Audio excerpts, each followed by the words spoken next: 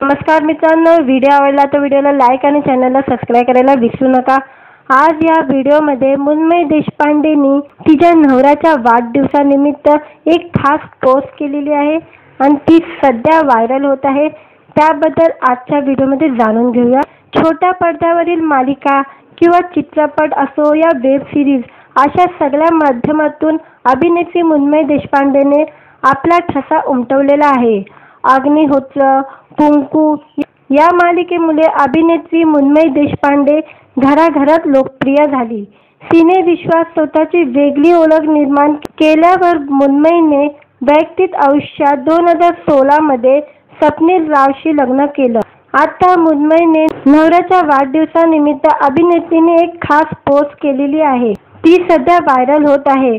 मुन्मयी सध्या मुंबई सोडून महाबळेश्वरमध्ये तिच्या नवऱ्याबरोबर राहत आहे। या जोडप्याने निसर्गाच्या सानिध्यात महाबळेश्वरमध्ये सुंदर असा घर बांधलेला आहे। याच ठिकाणी दोघांनी नील अँड मोमो फार्म नावाचा व्यवसाय सुरू केलेला आहे। दोघेही शेतात एकत्र काम करून नैसर्गिक उत्पादनाच्या निर्मितीवर भर देत आहेत। 2020 पासून मुन्मयी मुंबई सोडून महाबळेश्वरला स्थायिक झालेली आहे। तिथील काही फोटो शेअर करत मुन्मयीने नवऱ्याला वाढदिवसाच्या शुभेच्छा दिलेल्या आहेत।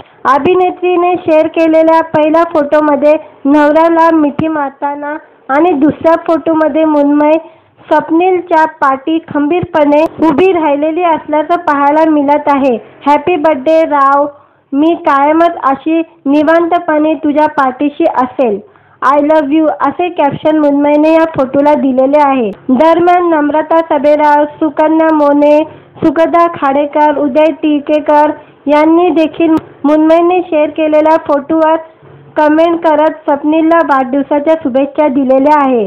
व्हिडिओ आवडला तर व्हिडिओला लाईक आणि चॅनलला सबस्क्राईब करायला विसरू नका।